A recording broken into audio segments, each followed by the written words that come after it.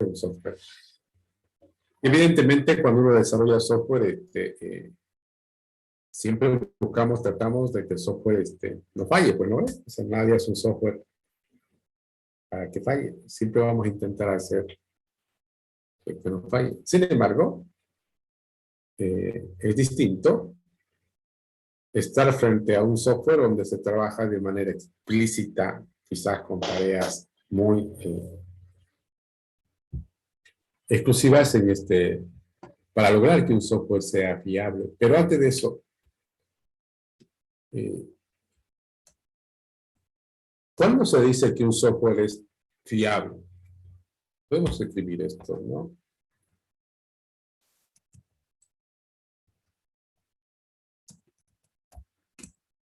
Algo así, ¿no? Es decir, lograr que un software sea fiable es lograr poder demostrar que el software trabaja de manera correcta, pero siempre. Y siempre significa eso, pues, ¿no? Siempre, es decir, independiente del contexto o de la forma como se esté usando el software debería permanecer plenamente estable, es decir, fiable. Y sin embargo, no necesariamente esto ocurre. Ustedes podrían encontrar algunos software, por ejemplo, que trabajan correctamente, pero solamente cuando ocurren escenarios ideales de trabajo. Es decir, cuando el software no está dentro de ese escenario ideal, empieza a fallar. No sé si a ustedes ha pasado, imagino que sí, que desarrollan un software y mientras sean ustedes quienes lo usan, lo operan, el software trabaja correctamente. Pero tras que se alejan de su software, te empieza a fallar. Entonces, ahí estamos frente a un software que obviamente no es fiable desde el punto de vista de su funcionamiento. Desde el punto de vista de fallas, podemos entender que cuando un software falla, existe un impacto producto de esa falla. Y ese impacto podría ser distinto, dependiendo justamente de la aplicación del software. Por eso decimos que hay fallas y fallas. Y cuando se habla de fiabilidad, cualquier falla no debería importar, el punto es que no falle. Sin embargo, hay software que se consideran críticos desde el punto de vista de fallas. Un software crítico es aquel software que, ante una falla,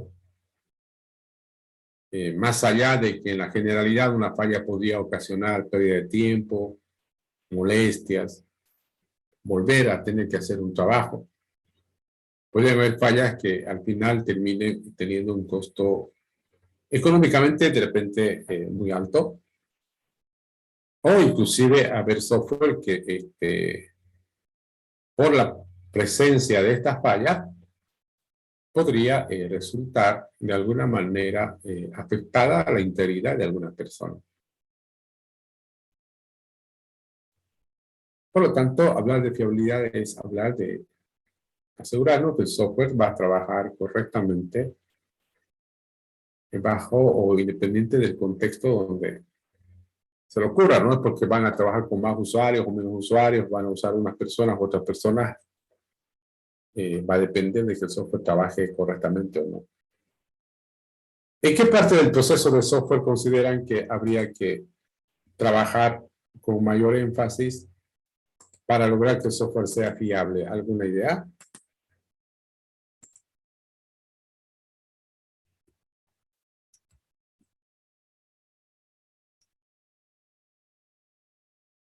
¿Nadie? ¿En qué parte del proceso de software tendríamos que trabajar para lograr que el software sea fiable? En diseño, ingeniero. Diseño, dijo William. A La ver, pérdida en el análisis. Rodrigo, ¿qué dice?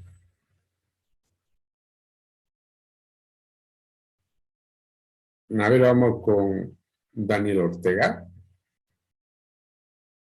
¿Quién es Daniel? ¿No está Daniel Ortega? No. A ver, escuchemos a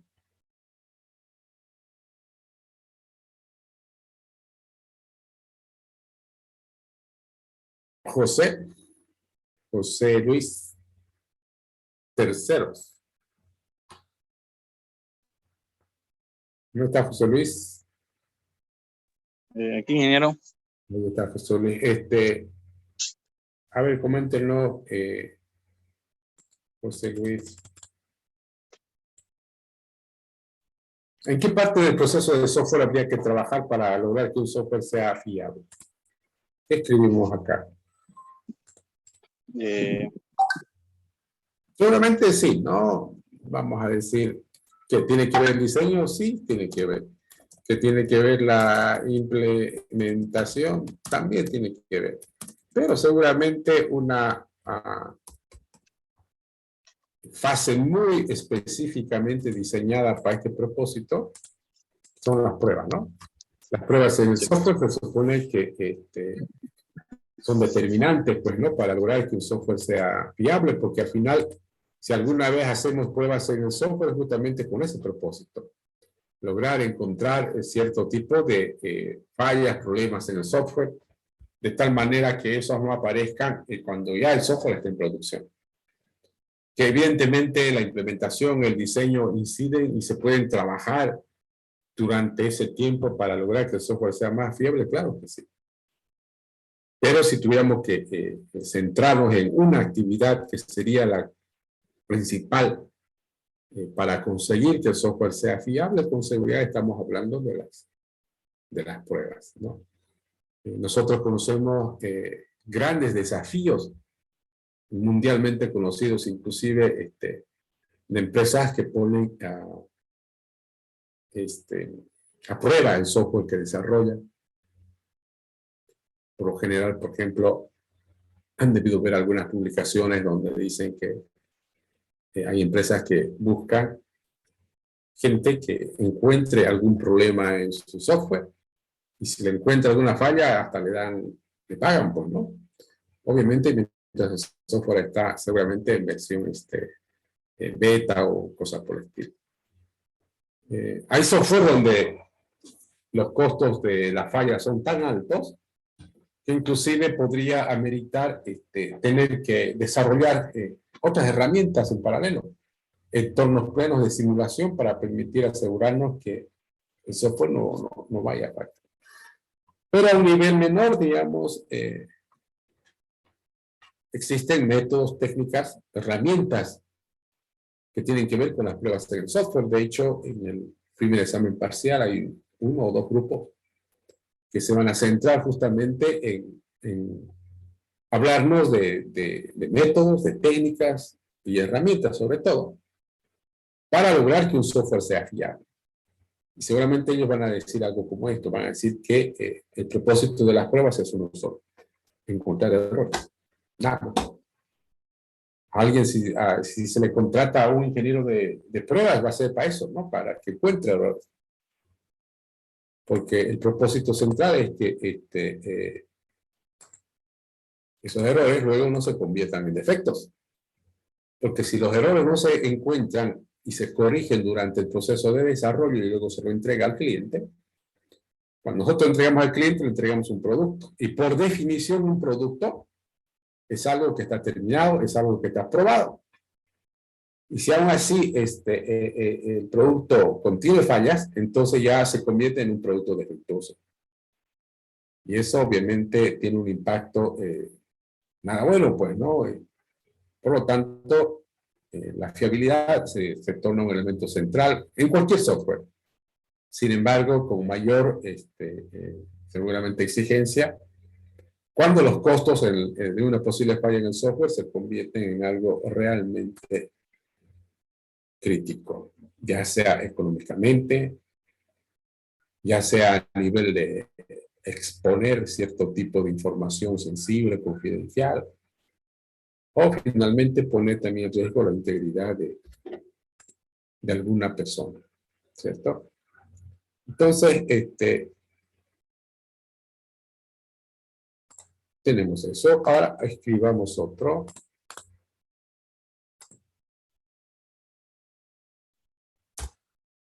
Antes de escribir otro, yo les hago una pregunta, a ver qué dicen ustedes. ¿Será que es posible que hayan software que sean correctos, que también sean eficientes, pero que no sean fiables? ¿Puede pasar eso o no puede pasar? ¿Puede ser un caso como ese o no? Que sean correctos, que sean eficientes, pero que no sean fiables. ¿Podría aparecer algo así o no es posible? Sí hay, ingeniero. Sí, ¿no? Claro que Sí. sí. El de sacar fichas del CEGIP, por ejemplo, funciona, pero a veces no lo saca la ficha. Bueno, ejemplos seguramente vamos a encontrar muchos, ¿no? A nivel general, a veces las fallas que vemos, como el ejemplo que da su compañero, son fallas, pero que probablemente no pasan, ¿no? A veces de molestias, de pérdida de tiempo, de volver a hacer un trabajo, que evidentemente es malo. Pero sabemos nosotros que también hay otras fallas que podrían ser críticas. Imagínense un software de, no sé, de terapia intensiva. O el software de un vehículo que controla, regula algo. Es terrible, pues, ¿no? Una falla en ese tipo de software. Y no nos olvidemos que hoy por hoy, cada día, si ustedes lo ven, cada día se generan más dispositivos o herramientas, lo que quieran llamarlo, que ocupa al humano permanentemente y están controladas por software. ¿No ves? Entonces, y eso obviamente es bueno para nosotros como desarrolladores, pero también tenemos que tomarlo en cuenta que podría poner en riesgo la integridad de alguien si en caso no está muy bien trabajado. Bien, pongamos un cuarto.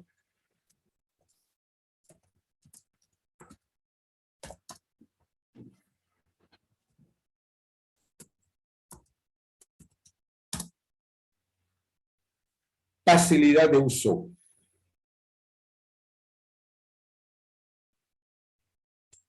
A ver, le voy a dar unos 30 segundos y quiero que luego le voy a llamar a uno por uno y que me comenten qué le entienden eso por facilidad de uso. ¿Cómo lo podrían definir? ¿Ok? Vayan pensándolo y les llamo.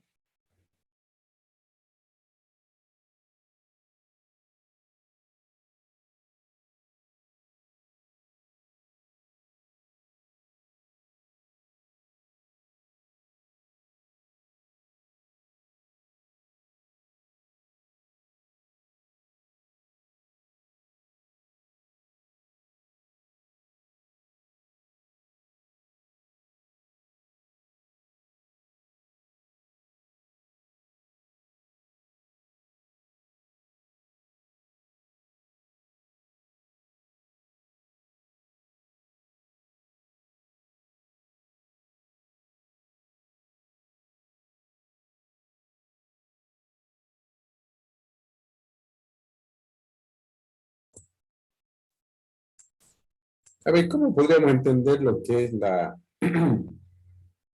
facilidad de uso en el ámbito de lo que es el desarrollo de software, obviamente? Escuchemos a ver a Melina Escobar. ¿No está? Puede hacer de manera fácil el uso del tema del sistema, que el usuario pueda manejarlo sin tener casi como que un manual o algo que pueda entenderle al software. A ver, de nuevo, sin usar la palabra fácil otra vez en su definición o descripción. Que tenga un manejo accesible para el usuario, para la persona, el cual pueda entenderle al software o al programa, digamos, de manera accesible o que pueda, tanto para personas de diferente, no sé, bueno, diferentes personas, ¿no? Bueno, hablamos con Jiménez Montero. Jiménez Montero Reinaldo, ¿verdad? No está Jiménez. Bueno, lo vamos a retirar, creo que no está. A ver, escuchemos ahora a Rivera, Carlos. Rivera Güez. Sí, presente. ¿Cómo Eh, ¿Cómo usted podría más o menos explicar a qué se denomina facilidad de uso en un software? bueno, sería una aplicación donde sea muy intuitiva, digamos, ¿no? Y sea de fácil entendimiento y que se pueda manejar cualquier persona, ¿no? Ya sea un niño o bien intuitiva, ¿no? Más que todo. Bueno, hablamos con Ríos Adam. ¿Cómo podría definir Ríos explicar a qué se denominaría facilidad de uso en una aplicación, en un software? Bueno, la facilidad de uso es,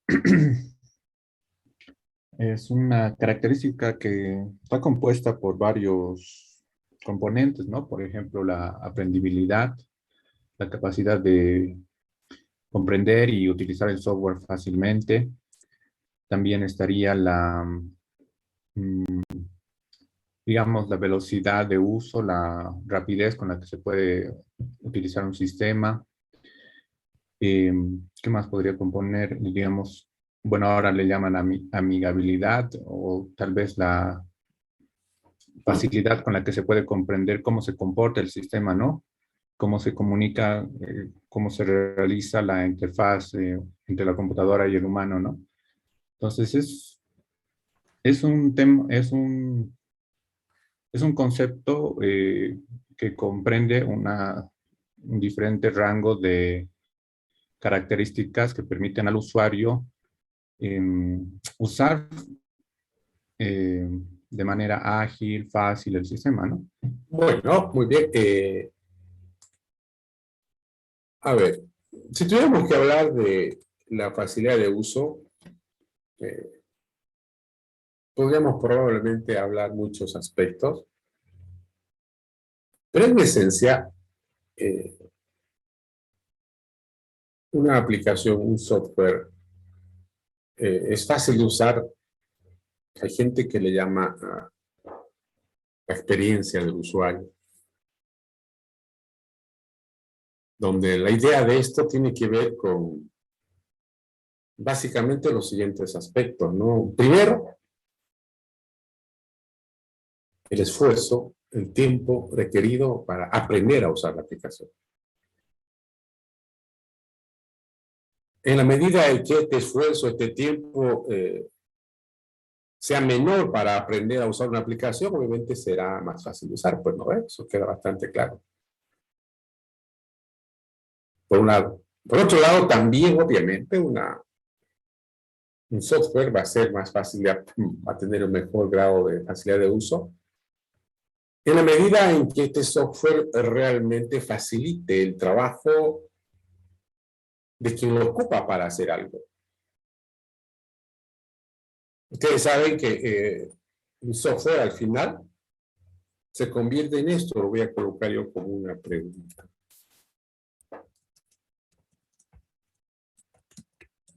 Esta podría ser, por ejemplo, una pregunta que nos podría ayudar a lograr a entender, digamos, ¿no? La facilidad de uso del software. Por definición, una herramienta, en teoría, tiene dos características entre muchas, ¿no? La primera que, como cualquier herramienta, si algo hace, puede facilitar el trabajo de quien lo ocupa. Lo que implica que hacerlo con herramientas versus hacerlo sin herramientas, seguramente que es muy distinto, muy diferente. Por otro lado, como herramienta debe estar pensado también para facilitar su aprendizaje, es decir, no tendría que ser mayor complicación o esfuerzo aprenderla a usar. Nosotros cuando desarrollamos un software, al final ese software se convierte para quien lo use en eso, en una herramienta. Y cuando nosotros estamos desarrollando la aplicación, el software, tenemos que ser conscientes de eso, de que estamos haciendo una herramienta. Y una herramienta, repito, lo que hace es eso, facilitar la vida a quien lo usa y quien lo usa debe ver la diferencia entre hacer su trabajo con el software versus hacer su trabajo sin el software, seguramente desde 3 puntos de vista que siempre lo hemos comentado. El tiempo, el esfuerzo, y eso implica el tercero, que es el costo. Pero también tiene que ver, obviamente, el aprendizaje. Porque si una aplicación, por más que sea muy buena, pero si es muy complicada de aprenderla, probablemente terminan diciendo que no es una buena aplicación.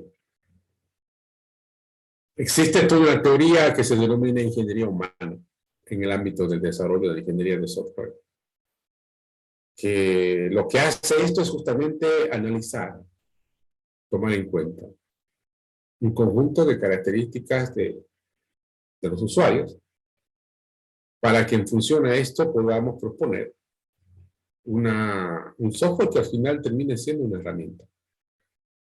Por lo tanto, la facilidad de uso seguramente va a ser evaluada o medida desde el punto de vista del esfuerzo, del tiempo que se invierte para aprender a usar la aplicación, por un lado. Pero también, por otro lado, la facilidad de uso va a ser en la medida en que el software realmente termine facilitando el trabajo de quien lo ocupa. Porque aunque parezca increíble, a veces pasa lo contrario. Hay cosas que se hacen más rápido y más fácil sin el software de repente. Y eso es contraproducente, pues nunca debería pasar. Pero puede ocurrir. Cuando hablamos de experiencia de usuario, hablamos de lo mismo, ¿no? Es decir, los usuarios deberían... su problema no debería ser, digamos, aprender a usar el software, ni bregar con usar el software, ni mucho menos, sino su problema debería ser hacer su trabajo. Y la herramienta, en todo caso el software, convertirse en su herramienta principal, como el ejemplo clásico del contador, ¿no? Para el contador del sistema contable es su mejor herramienta, o su herramienta favorita. Y se supone que dicha herramienta le va a facilitar enormemente la realización de su trabajo. Ahora, ¿cuál será la etapa, la fase, el lugar en el proceso de desarrollo de software donde uno debería trabajar tal vez con mayor énfasis para conseguir generar una aplicación que sea fácil de usar? ¿Alguna idea? ¿Dónde será que habría que trabajar? ¿En qué parte del proceso?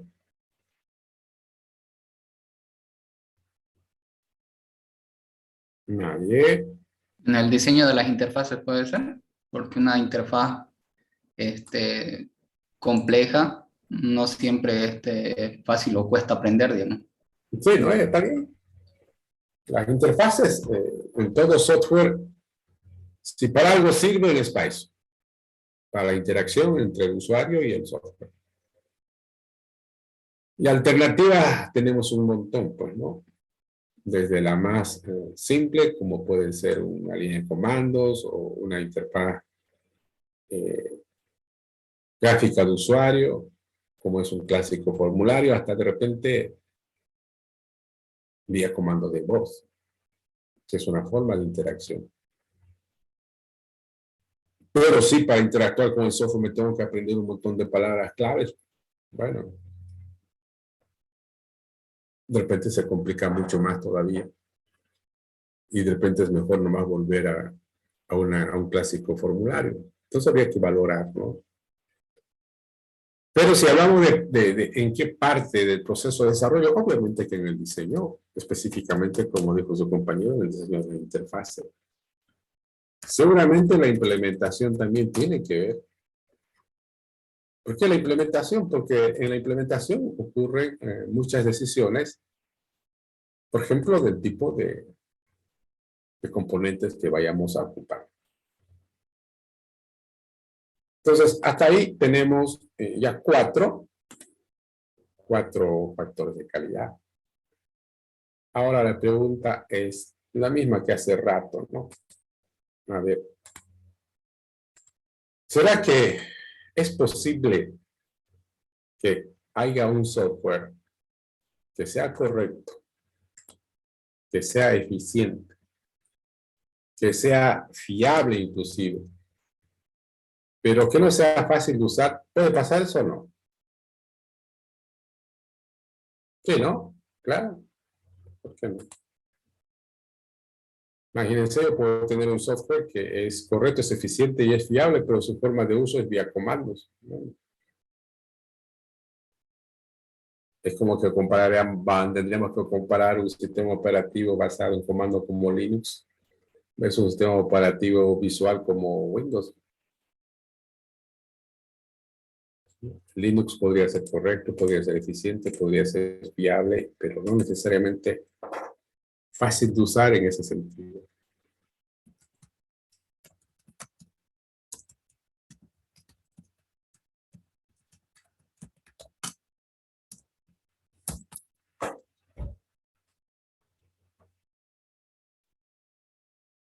Ahora, veamos facilidad de mantenimiento.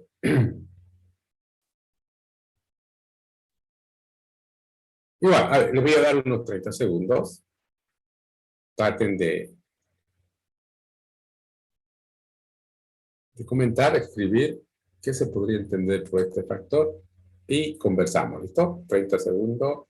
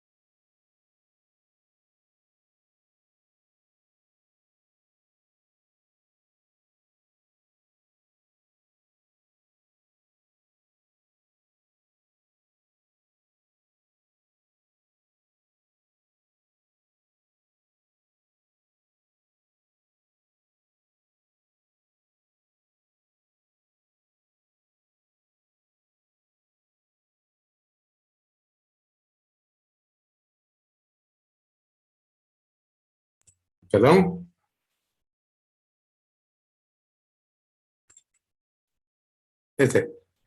Facilidad de mantenimiento.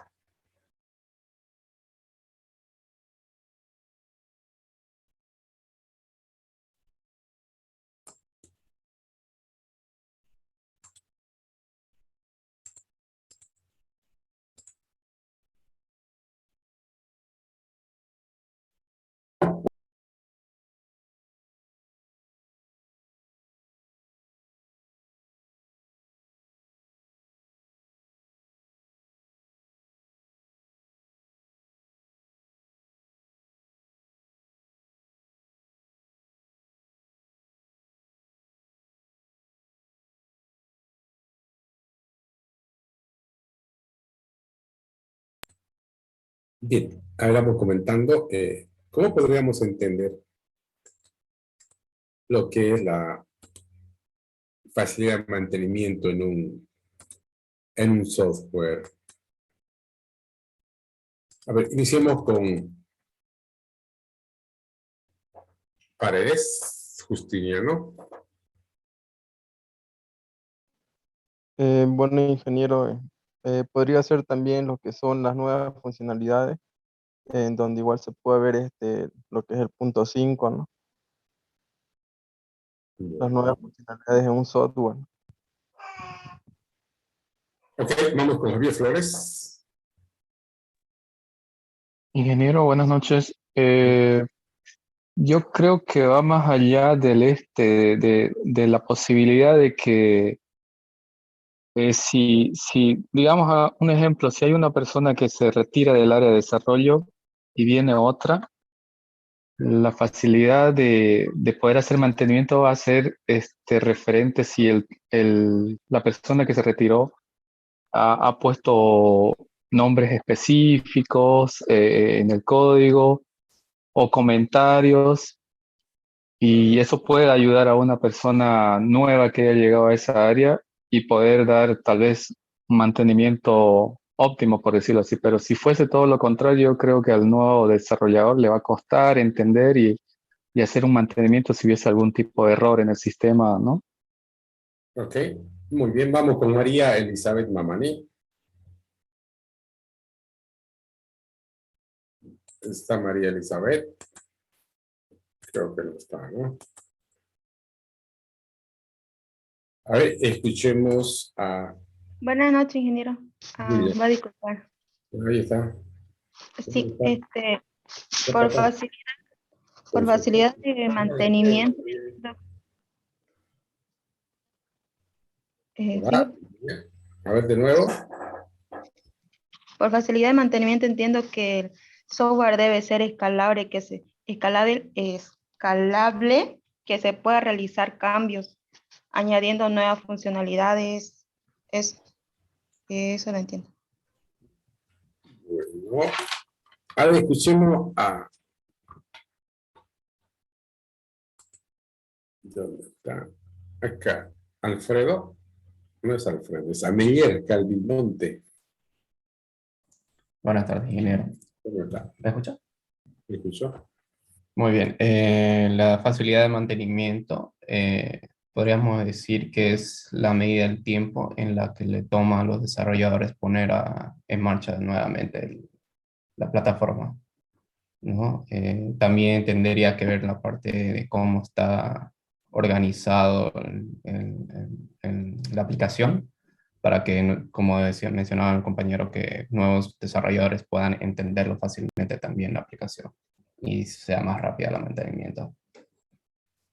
Ok, sí, vamos a comprender entonces que cuando hablamos de facilidad de mantenimiento,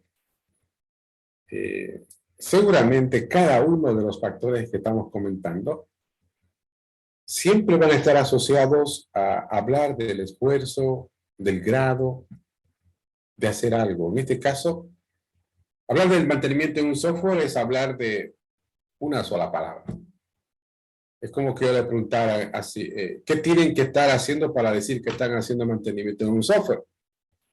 Entonces, si tuviéramos que sintetizar dicha situación, la respuesta sería esta. ¿Qué tienen que estar haciendo para decir que están haciendo mantenimiento de un software? Haciendo cambios, cambiando. ¿No? Es decir, siempre que se hace algún tipo de cambio en un software, estamos haciendo mantenimiento. Y los cambios es una de las actividades más naturales, frecuentes que va a ocurrir en la vida del software. Hacer cambios en un software podría tener muchas razones. Puedo hacer cambios en un software porque el software actual presenta fallas y tengo que corregir esas fallas, y para corregir esas fallas debo cambiar. Hago mantenimiento en un software, hago cambios en un software porque de repente los requisitos iniciales fueron modificados, o simplemente hay nuevos requisitos, o probablemente los requisitos no han cambiado, pero no han aparecido nuevos, pero fueron modificados. O la tecnología sobre la cual el software trabaja evolucionó, cambió. El hecho es que tengo que adaptarlo el software a un nuevo contexto. Un tercero vendría a ser que hago cambios en el software porque de repente, dado un escenario identificado, el software podría fallar, pero aún no ha fallado. Pero no vamos a esperar pues que falle para hacer algo, y entonces se pueden tomar medidas que tienen que ver justamente con ello. Por último, también yo podría hacer cambios en un software con propósito de optimizar, mejorar, sin necesidad de que hayan fallas ni problemas. Entonces, como se dan cuenta, no sé, si quiero corregir errores, adaptar, prever o mejorar, siempre voy a terminar haciendo cambios. Y hacer cambios es a lo que nosotros llamamos mantenimiento en un software. Y justamente estos cambios en el software van a hacer posible que este software no se haga obsoleto. Porque en la medida en que estos cambios no sean posibles o cuesten demasiado hacerlo, el software se va a convertir en obsoleto. Y hacerse obsoleto significaría pues que tuviéramos que reemplazarlo por otro, y eso es lo que no se quiere. Si algo va a pasar en la vida del software, es que va a cambiar. Entonces, cuando hablamos de facilidad del mantenimiento, significa que durante el desarrollo del software, tuviéramos que haber tomado medidas, acciones, que estén orientadas a una situación como esta futura. Es decir, es como que si nos facilitáramos la vida después de haberlo puesto en marcha el software, cuando haya necesidad de hacer cambios en el software. Por eso es que decimos que cuando hablamos de mantenimiento, quizás lo podríamos reducir también a una pregunta, pero muy cortita.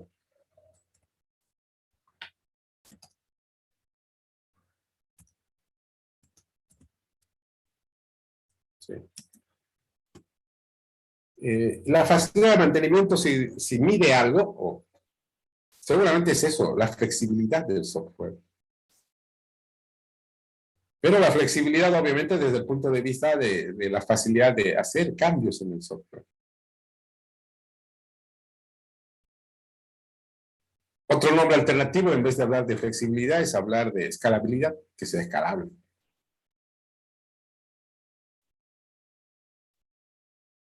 A nosotros nos interesa, como desarrolladores, lograr que el software viva el tiempo más largo posible. Y una de las formas de conseguir que el software viva el tiempo más largo posible es justamente esto. Prepararlo para que cuando toque de hacerle cambios, ese esfuerzo, el tiempo que involucre o signifique hacer dicho trabajo, no sea pues tan significativo.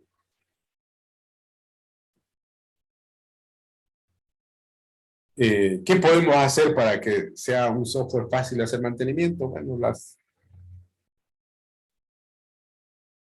actividades son bastante conocidas, ¿no? Seguramente desde el elemento central, que es la arquitectura. Ustedes saben en todo caso muy bien, que si para algo sirve la arquitectura en un software, para esto. La característica principal o el propósito central que tiene la arquitectura del software es lograr generar un producto que esté organizado de tal manera que cuando toque de hacer cambios para que crezca, para que escale, etc., dicho trabajo sí sea un trabajo que no demande demasiado esfuerzo. En la medida en que sea más o menor el esfuerzo de hacer cambios en un software, vamos a poder hablar de más fácil o menos fácil de hacer mantenimiento. Bien, ¿qué podríamos escribir aquí como lugares? ¿En qué partes del proceso de software podríamos trabajar para lograr que el software sea fácil de hacer mantenimiento? ¿Alguna idea por ahí? ¿Nadie? Podría ser en la fase de diseño, ingeniero. Ok, está bien, sí. con seguridad también está esto de facilidad de mantenimiento. Se define seguramente de manera muy crítica en el diseño, pero también en la implementación, sobre todo en el código, pues, ¿no? Como alguien comentaba hace rato.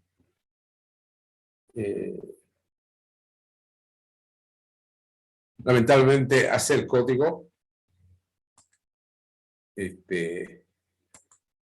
parecería que es como que representa a la forma de ser de cada persona. Porque al final podríamos tener distintas personas haciendo la misma aplicación y de repente tienen distintas formas de implementar. Todas ellas funcionan. Sin embargo, el problema ocurre cuando el tiempo pasa, la persona ya no se acuerda cómo estaba estructurado y entonces invierte más tiempo en acordarse. Peor todavía si su código es medio raro. Y ni hablar cuando ocurre el hecho de que debe venir otro ingeniero, otro programador a continuar el trabajo que le estaba haciendo. Entonces ahí se convierte ya en una situación complicada porque el nuevo programador podría estar muy tentado a botar todo lo que ha hecho el anterior y él empezar a hacer de nuevo porque que le han entregado para esos espagueti que no sabe dónde empieza ni dónde termina y le toma demasiado tiempo entenderlo. Pero eso no es correcto, pues no es productivo hacer eso. Entonces, en una situación como esa, por ejemplo, los estilos de codificación son muy importantes usarlos. Un intento, bueno, hay dos intentos bastante conocidos por ustedes para hacer una implementación correcta. Primero, el uso de los frameworks que nos permiten organizar mucho mejor el código. ¿No es cierto? De tal forma que no tengamos que cada quien hacerlo de una manera y de otra forma. Cuando el framework está y lo conoce más de una persona el framework, entonces la posibilidad de entender el código o la estructura del código es más clara. Y por otro lado, obviamente, los estándares de codificación que nos dan pautas, sugerencias de cómo escribir un código más legible. Hay mucha gente que no le gusta usar los estándares de codificación porque asume que le toma más tiempo escribir ese código porque el estándar exige muchas detalles que hay que colocar en el mismo código. Pero al final, como en todo, la práctica hace que ese tiempo se convierta en un hábito y finalmente queda sin mayor problema. Entonces ahí lo tenemos a lo que es la facilidad de mantenimiento. Vamos con el siguiente.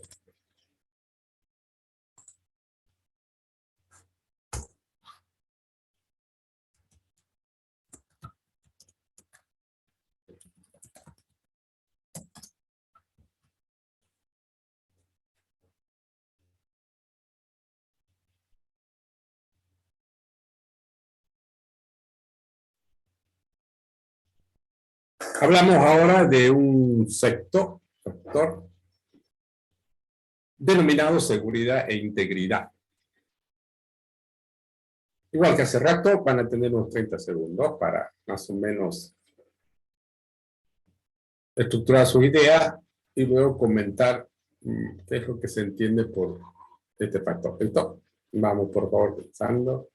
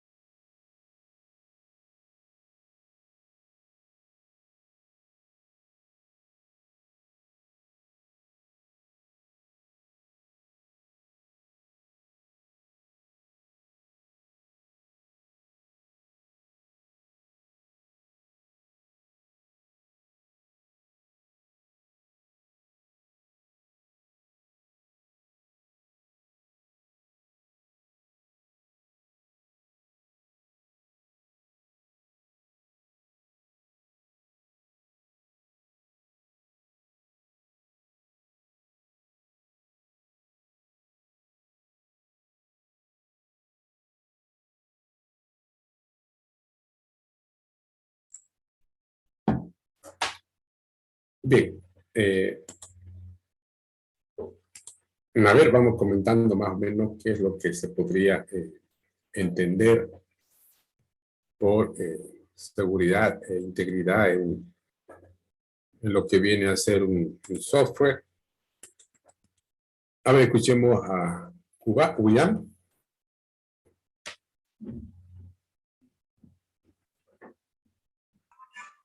Sí, yo creo que la seguridad e integridad se refiere más que todo, digamos, a lo que es la encriptación de contraseñas para el acceso al sistema, ¿no? Y por el otro lado también que los datos que manejas sean siempre fiables, que no sea cambiante, ¿no? De alguna forma, de así decirlo. Bueno, hablamos con Gustavo Franco Morón.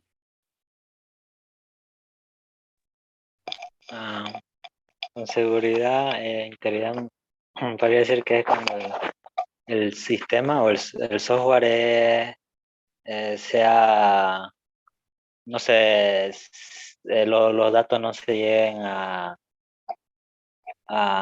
ser hackeados o que nadie pueda ingresar a los datos que no sean las personas autorizadas, ¿no? Que solamente el sistema sea el que maneje los datos. Bueno, vamos con Cocho Wilson. Buenas noches, ingeniero. ¿Se podría decir que se refiere a la conservación de la información que almacena el software? Es decir, que no puede ser modificada o alterada por terceros. Bueno, ¿alguien más que quiera agregar algo en este factor? Nadie. Bien. Hablar del factor de seguridad e integridad seguramente implica los aspectos que ustedes han comentado. Si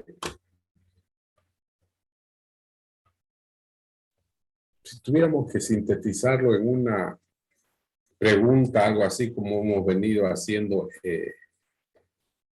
anteriormente, quizás podríamos resaltarlo de la siguiente manera. Podríamos escribir lo siguiente.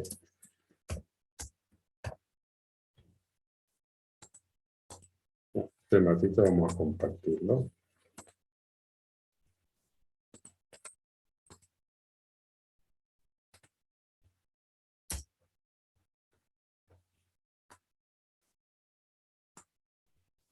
Dentro de lo que viene a ser el software, seguramente hay dos elementos que son fuertemente importantes como tal. Uno, obviamente, las funciones que realiza el software. Es decir, esas funcionalidades que tiene el software deberían ser plenamente precauteladas. De tal manera que solamente lo usen quien corresponda usarla. Es decir, gente, llamémoslo, autorizada para dicha situación.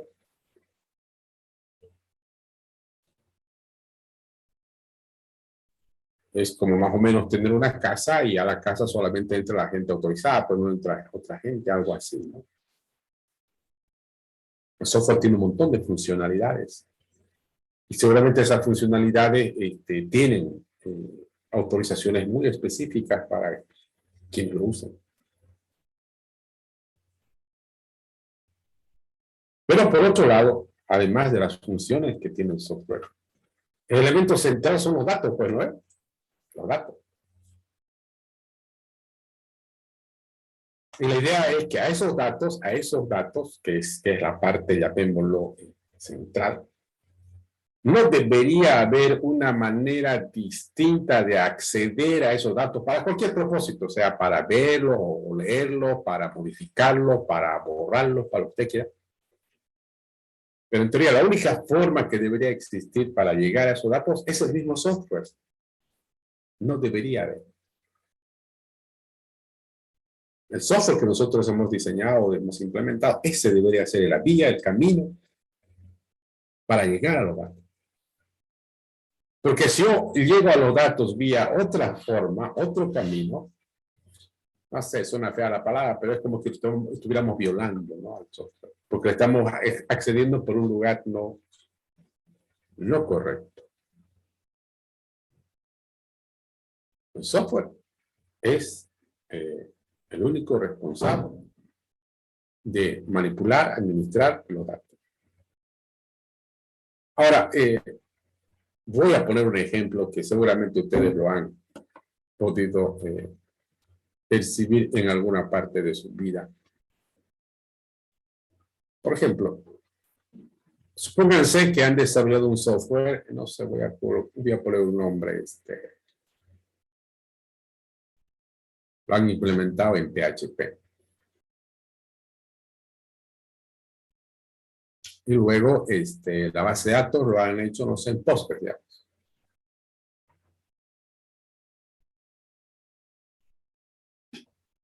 Ahora,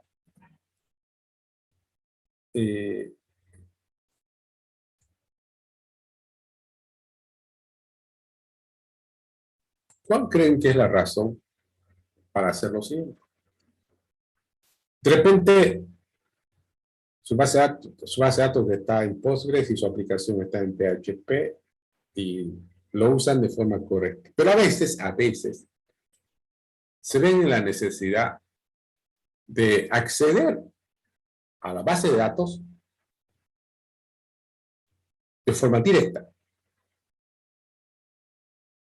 Usando algo como, no sé, el PGAdmin, por ejemplo, podría ser.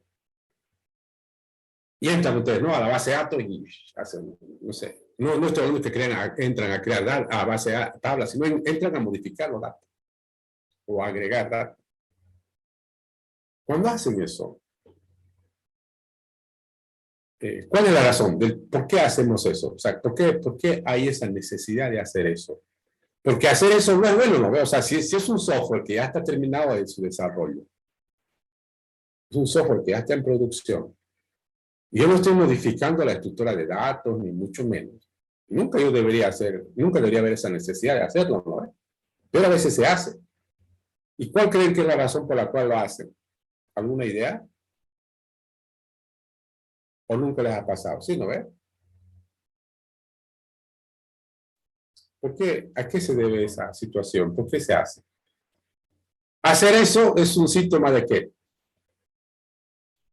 De dos cosas, entre otras de repente. La primera, que mi software está incompleto. O sea, algo no está haciendo, entonces yo tengo que ir y lo complemento de forma directa. Tal vez metiendo datos directamente, tal vez poniendo scripts, no sé. Y la otra razón es que mi software de repente está trabajando mal. Y como está trabajando mal, yo me veo la necesidad de ir a los datos directamente y empezar a corregir. En síntesis, hacer eso es un síntoma de que algo anda mal. No debería ser necesario. La idea es que los datos sean solamente administrados directamente por la misma aplicación. Porque ahí es donde ya pierde, llamémoslo así, la integridad. Porque el software deja de tener el privilegio de ser el único responsable de acceder a los datos. Y un tercer elemento que ya podemos quizá expandirlo, obviamente, es el hardware, ¿no? Es decir, hay hardware que está autorizado para acceder o vías, y puede ser que eso no esté pasando.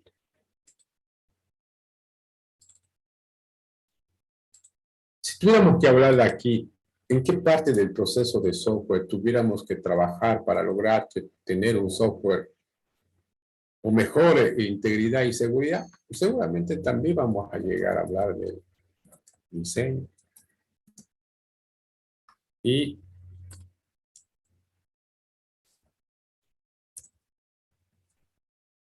las pruebas.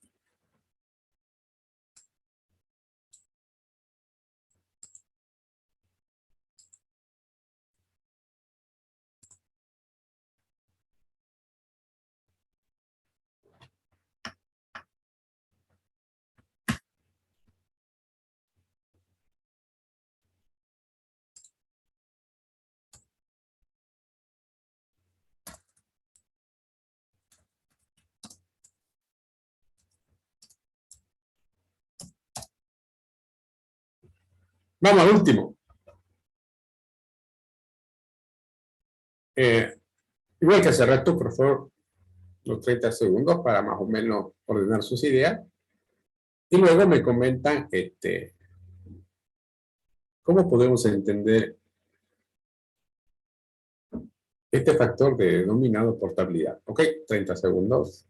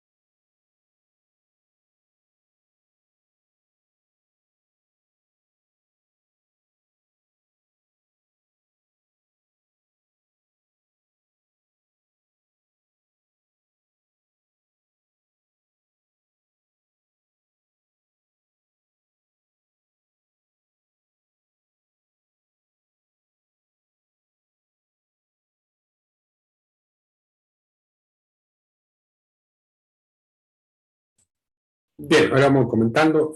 La clase pasada anterior, por ejemplo, habíamos quedado que cada quien tenía que traer 3 ejemplos de ideas desde el punto de vista de tareas, actividades que se podría hacer durante el desarrollo del software para lograr mejorar el tiempo de respuesta. Espero lo hayan podido analizar. Y sé que inconscientemente sí lo hacen, ¿no? Pero otra cosa es colocarlo de manera explícita. Y cuando uno trabaja con este propósito, por ejemplo, de lograr que un software sea de calidad, lo menos que podemos hacer es agregar al proceso de desarrollo de software convencional que realizamos, agregar tareas específicas para conseguir cada uno de estos factores de calidad. Ahora, obviamente, habrán aplicaciones de software donde un factor de calidad tiene más prioridad o mayor grado de importancia que otro factor de calidad. Por eso es que cada factor de calidad viene a ser como una especie de medición, ¿no? O sea, del 1 al 10, cuánto es correcto, del 1 al 10, cuánto es eficiente, del 1 al 10, cuánto debe ser fiable. Todos quisiéramos que sea 10, pero el tiempo, el esfuerzo que conlleva hacer todo esto, tal vez es mucho más personalizable de acuerdo al tipo de aplicación que vayamos a desarrollar. Ahora, veamos este último, la portabilidad. La portabilidad es otro factor de calidad. A ver, ¿cómo se podría entender, comprender esto de portabilidad en nuestro contexto? A ver, escuchemos a Miguel Ángel Martínez. Bueno, ingeniero, el grado de portabilidad sería la facilidad de migrar el software de un entorno de operación a otro. Ok. Bien. A ver, escuchemos a Cabrera, Chávez, Harold. Buenas noches, ingeniero. También, sí. El entorno más que todo el sistema operativo en el cual se puede trabajar el software en diferentes plataformas, móvil, web, ya que está en el ámbito. Bien. Para cerrar esta parte, escuchemos a Liz Cabezas Cáceres. Creo que la portabilidad define más que todo si es que un software puede ejecutarse en diferentes plataformas. No le escuché muy bien. Cáceres, ¿puede repetir un poquito más fuerte? Que el software pueda ejecutarse en diferentes plataformas. Ok. Y asimismo pueda ser reutilizable, ¿no? Para crear otro fragmento de código. Sí, no, hablar de portabilidad seguramente es hablar de de ser productivo. Hablar de productividad seguramente es hablar de reducir costos, tiempo, esfuerzo. ¿En qué? En el desarrollo. Hoy por hoy, aparentemente, todo se ha resuelto con la web, ¿no ves? En teoría es así. ¿Por qué? Porque las aplicaciones web garantizan que son portables. Evidentemente, la portabilidad está asociada de forma directa con el hecho de conseguir que una aplicación pueda funcionar en la mayor cantidad de entornos operacionales. Esto implica software de base como sistemas operativos, pero también hardware. No es lo mismo, por ejemplo, tal vez una computadora que un dispositivo móvil.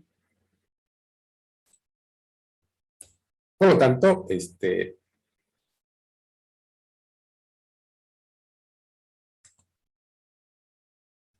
la portabilidad, pongamos este ejemplo. O mejor le hago una pregunta. Hace ratito hemos dicho que las aplicaciones móviles aparentemente han resuelto el tema de la portabilidad, ¿no? Ahora, ¿alguien tiene claro el panorama? ¿Por qué las aplicaciones web son portables? O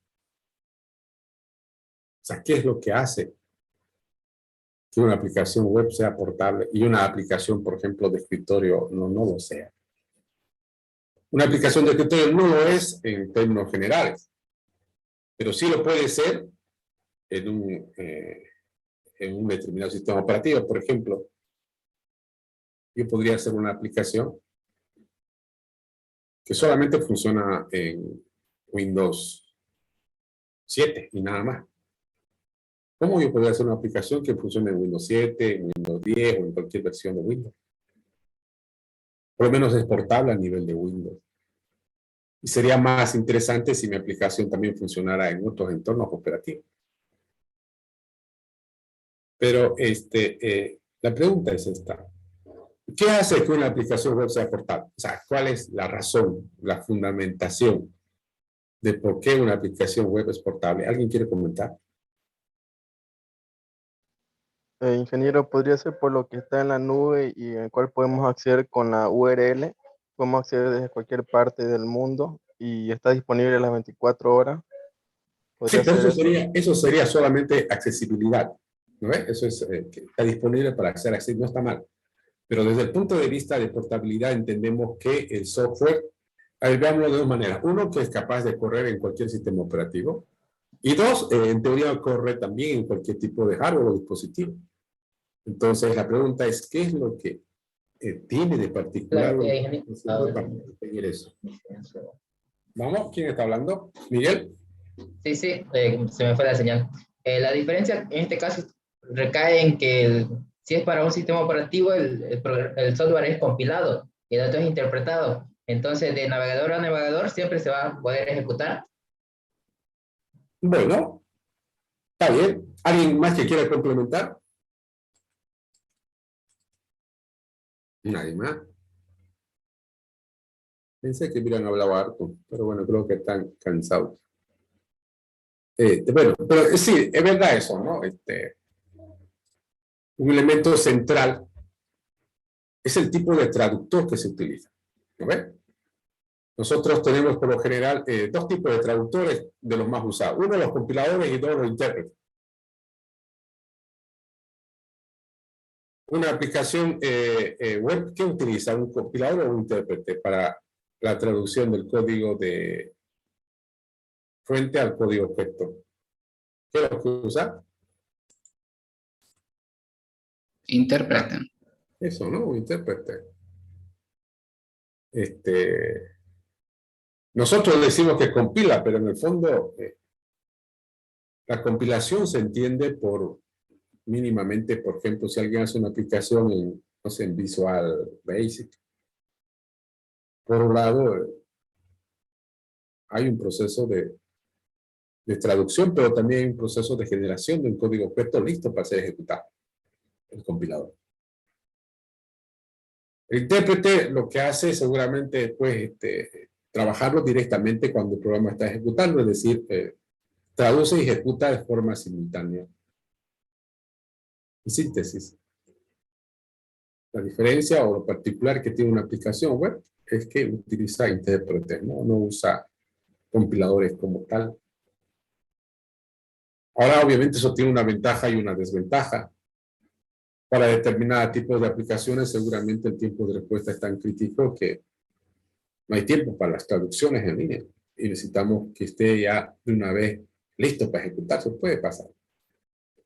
Pero evidentemente, ya volviendo al tema de la portabilidad, sí, las aplicaciones web han resuelto este problema.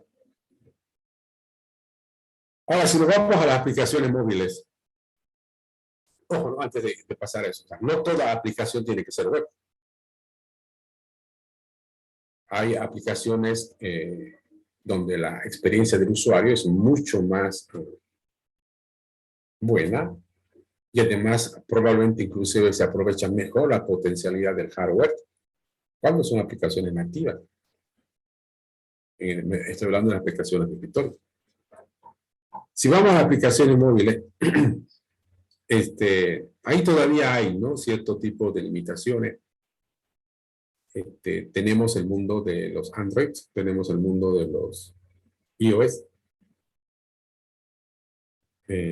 Todavía se hace desarrollo muy fuerte de manera nativa, porque hay aplicaciones de software que ameritan un uso quizás, un aprovechamiento quizás mucho más cabal y completo del sistema operativo. Ya sea, repito, para la experiencia de usuario, ya sea para tiempo de respuesta o aprovechar los recursos del dispositivo. Pero si tuviéramos que pensar en lenguajes o entornos de desarrollo que nos lleven a desarrollar aplicaciones más portables en el ámbito de aplicaciones móviles, ¿qué podemos mencionar?